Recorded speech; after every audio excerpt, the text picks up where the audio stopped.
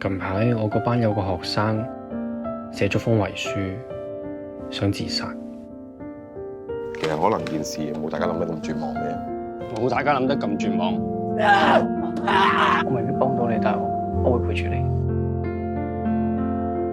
佢寫嘅其中一句說話，令我諗起好多細個發生嘅事。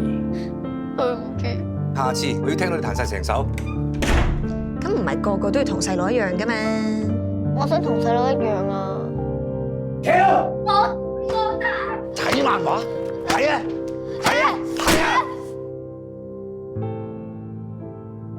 記住，呢間屋所有嘢都係我買嘅。我同爹哋講，叫佢帶埋你一齊去旅行。而家冇啦，你而家留喺度，自己好好地溫書，邊度都冇得去啊！人同人之間係冇永遠，因為大家始終都會走。我寧願以後都自己一個人生活，都唔想再見到身邊嘅人離開，直至遇到你。